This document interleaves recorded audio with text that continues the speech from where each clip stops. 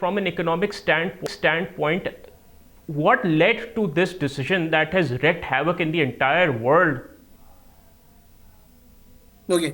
तो एक सबसे पहले एक चीज है कि अमेरिका का जो आप कह सकते हैं ट्रेड डेफिसिट या जो तजारती खसारा जो है वो काफी हाई है काफी ममालिक के साथ। जैसे आप ले लें वियतनाम, चाइना, फिर ये काफी ईस्ट एशियन कंट्रीज जो हैं नेचुरली जो मैन्युफैक्चर्ड गुड्स का एक्सपोर्ट करती है यूएसए को, उसका जो खसारा जो उनके पास है, बिकॉज यूएस एक मैन्युफैक्चरिंग इकोनॉमी नहीं रही है, वो सर्विस ओरिएंटेड है। Yeah. उनके जो कंज्यूमर्स जितना भी डिमांड करते हैं गुड्स, वो उनको लेना पड़ता है ये ईस्ट ईस्ट एशियन इकोनॉमी से। पाकिस्तान से जैसे वो टेक्सटाइल लेते हैं, बांग्लादेश से टेक्सटाइल लेते हैं, इंडिया से भी काफ़ी वैरायटी ऑफ गुड्स लेते हैं, जैसे इसी बिल्कुल। तरह वो ईस्ट एशियन कंट्रीज से भी लेते हैं।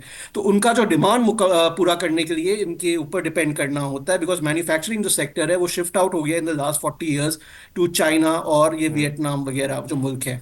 बिल्कुल। अब इसका इफेक्ट क्या हुआ है? इसका ये इफेक्ट हुआ है कि जो ट्रेड डेफिसिट या जो तजारती खसारा जो है यूएसए का, वो काफी स्काई रॉकेट होके काफी हाई हो गया है। अब इसकी ये डिबेट ये है कि जॉब्स जो है यूएसए में क्रिएट नहीं हो रही, प्रेशर एम्प्लॉयमेंट के ऊपर आ रहा है।